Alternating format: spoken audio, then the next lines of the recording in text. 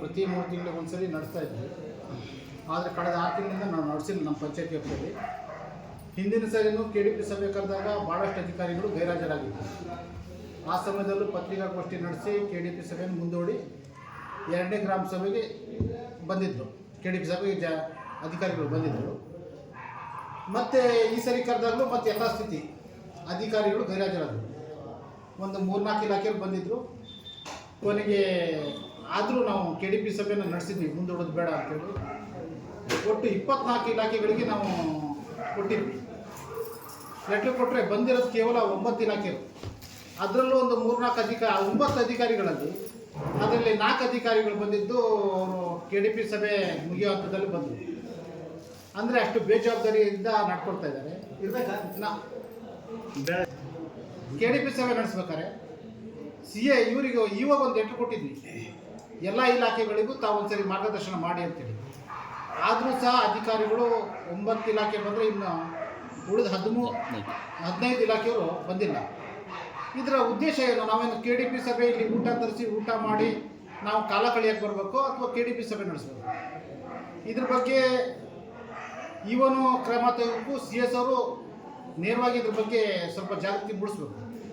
MLA ಅವರು KDP ಕರೆದಾಗ ಇವರೆಲ್ಲರೂ ಹಾಜರಾಗ್ತಾರೆ. ಆದರೆ ಗ್ರಾಮ ಪಂಚಾಯತಿಯವರು ಅಂದರೆ ಇವರು ಅದು ಆಯ್ಕೆಯ ಸದಸ್ಯರು. ಇವರು ಬೆಲೆಗೆ ಇವ್ರ ಮಾತಿಗೆ ಬೆಲೆ ಇಲ್ವಾ? ಇಲ್ಲಾಂದರೆ KDP ಸಭೆನ ಕ್ಯಾನ್ಸಲ್ ಮಾಡೋಕ್ಕೆ ಹೇಳ್ಬೇಕು.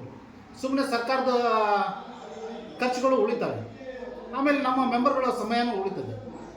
ಹಾಗಾಗಿ ಗ್ರಾಮದ ಅಭಿವೃದ್ಧಿಗಳ ಬಗ್ಗೆ ಈ ಊರಿನ ಈ ಸರಿ ತುಂಬ ಮಳೆಯಾಗಿದ್ದರಿಂದ ತುಂಬ ರಸ್ತೆಗಳು ಹಾಳಾಗಿದ್ದಾವೆ, ತುಂಬ ಕೆರೆಗಳು ಡ್ಯಾಮೇಜ್ ಇದ್ದಾವೆ. ಇವೆಲ್ಲ KDP ಸಭೆಯಲ್ಲಿ ನಾವು ಒಂದ್ಸರಿನೂ ಮನವಿ ಕೊಟ್ಟಿದ್ದಾಗ ಚರ್ಚೆ ಮಾಡಬೇಕಾಗಿತ್ತು. ಆದರೆ ಅಧಿಕಾರಿಗಳು ಬರದೆ ನಾವು ಚರ್ಚೆ ಮಾಡೋಕ್ಕಾಗಲ್ಲ. ಆಮೇಲೆ ಏನೇನಾಗ್ತಾ ಇದೆ ಅಂದರೆ ಎಲ್ಲರೂ ಹೋಗಿ ಸಾಗರದಲ್ಲಿ ಇಲಾಖೆವಾರು ಎಲ್ಲ ಮೆಂಬರ್ಗಳು ಹೋಗಿ ತಿಳ್ಕೊಳಕ್ಕಾಗಲ್ಲ. ಆದರೆ ಅವ್ರು ಇಲ್ಲಿ ಬಂದು ನಮ್ಗೆ ಕೊಟ್ಟರೆ, ಮಾಹಿತಿ ಕೊಟ್ಟರೆ ನಾವು ಸಹ ನಮ್ಮ ವ್ಯಾಪ್ತಿಯಲ್ಲಿ ಬರೋರಿಗೆ ಮಾಹಿತಿ ಕೊಡ್ಬೋದು. ಹಾಗಾಗಿ ದಯವಿಟ್ಟು ಇನ್ನು ಮುಂದಾರು KDP ಸಭೆ ನಾವು ಇನ್ನು ಇದು ಮಾಡಿ ಅದರ ಪ್ರತಿ ವಾರ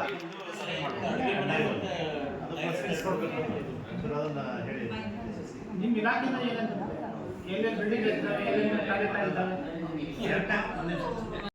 ಸಂಖ್ಯೆ ಜಾಸ್ತಿ ಇದೆ. ನಾವು ಇದುವರೆಗೆ ಏನು ಮಾಡ್ತಾ ಇದ್ವಿ, 40 days ದೂರ ಮಾತ್ರ ನೋಡ್ತಾ ಇದ್ವಿ. ಇವಾಗ ನಮ್ಮ ಫೋಕ್ಸ್ ಬಂದ ಮೇಲೆ ಸರ್ವೆ ಮಾಡಿದ್ವಲ್ಲ, ಆ ಸರ್ವೆಲೆ ಬರೀ ಹೆಣ್ಮಕ್ಳು ಮಾಹಿತಿ ಇತ್ತು, ಗಂಡು ಮಕ್ಕಳ ಮಾಹಿತಿ ಕೂಡ ಕೊಡ್ತಿದ್ದಾರೆ. Up to SSLC drop out ಆದದ್ದು ಸುಮಾರು 9 ಜನ ಮಕ್ಕಳು ಮತ್ತೆ ಅಡಿಷನ್ ಆಗಿದ್ದಾರೆ.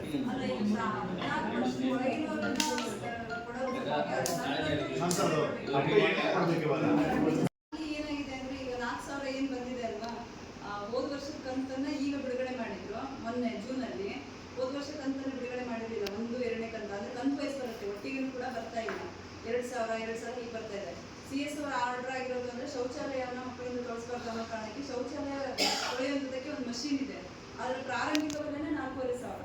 ನಮಗೆ ಶಾಲೆಗೆ ಅನುದಾನಗಳು ಬರ್ತಾ ಇರೋದು 4,000. ಇವರು ಪ್ರಾರಂಭಿಕ ಒಂದು ವಸ್ತುವನ್ನು ಖರೀದಿ ಮಾಡಿ ಕಂಪಲ್ಸರಿ ಖರೀದಿ ಮಾಡಲೇಬೇಕು ಅಂತ ಆರ್ಡರ್ ಮಾಡಿರೋದಕ್ಕೋಸ್ಕರ ಇದೆಲ್ಲರೂ ಮುಗಿಬಿಟ್ಟು ಒಂದು ಮಗು ಇರಲಿ 2 ಮಗು ಇರಲಿ 4,500 ಅಂದ್ರೆ LPS ಗಳಲ್ಲಿ ಮಿನಿಮಮ್ 4,500 ಇಲ್ಲಿ ಯಾಕೆ ನಮ್ಮಲ್ಲಿ ಮಕ್ಕಳು ಸೇರ್ತಾ ಇಲ್ಲ? ಅಂದ್ರೆ ಇಂಗ್ಲಿಷ್ ವ್ಯಾಮೋಹ ಆಗ್ತಾ ಇದೆ ಸರ್ ಎಲ್ಲರಿಗೂ. ಆದ್ರೆ ಏನಾಗ್ತಾ ಇದೆ ಇಂಗ್ಲಿಷ್ ಒಂದೇ ಅಲ್ಲ, ಮಾಸ್ಟರ್ಗೆ ಇಷ್ಟೇ ಹೇಳ್ಕೊಡ್ಬೇಕು, ಇಂಗ್ಲಿಷ್ ಅಷ್ಟೇ ಹೇಳ್ಕೊಡ್ಬೇಕು, ಇಷ್ಟೇ ಹೇಳ್ಕೊಡ್ಬೇಕು, ನೀವು ರೂಲ್ಸ್ ಹಾಕ್ತೀವಿ.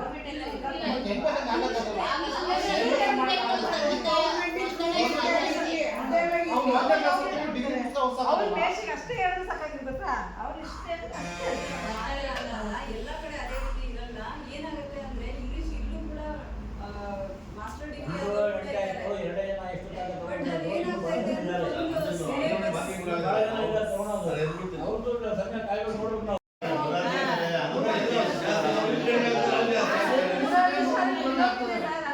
ಅವ್ರಿಗೂ ಕೇಳ್ಕೊಂಡಾಗ ಅದು ಇದು ಆಗ್ತಿದ್ದಾವೆ, ಅದು ಮುಚ್ಚೋಗ್ತದೆ.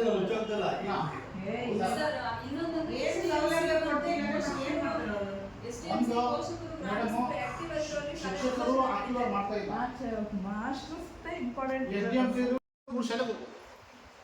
ನೀವು ಒಂದು 15 ದಿನಕ್ಕೆ ಒಂದು ವಾರಕ್ಕೆ ಒಂದ್ಸರಿ ಅಲ್ಲಿ ಬೇರೆ ಆಫೀಸ್ಗಳ ಕೆಲಸ ಇರುತ್ತೆ, ಮೀಟಿಂಗ್ ನಡೆದಿರುತ್ತೆ. ಇದ್ದಾವೆ. ನಾವು ಇಂಪ್ರೂವ್ಮೆಂಟ್ ಮಾಡಬೇಕು ಅಂದರೆ ಹಲವಾರು ಮಾರ್ಗ ಇದೆ. ಸ್ವಲ್ಪ ಉಳಿಸ್ಕೂಲ್ ಕಡೆ ಗಮನ ಕೊಡಿ. ನಿಮ್ಮ ಮೇಲೆ ವೈಯಕ್ತಿಕ ನಮಗೇನು ಇದೆ ಅಲ್ಲ. ಆದರೆ ಸ್ಕೂಲ್ ಉಳಿಬೇಕು ಅನ್ನೋ ಅಷ್ಟೇ ಬೇಕು. ಅಲ್ಲ CRP ಬಂದ್ಯಾರಂತೆ 5% ಬಂದಿದ್ದು ಹುಷಾರಿಲ್ಲ.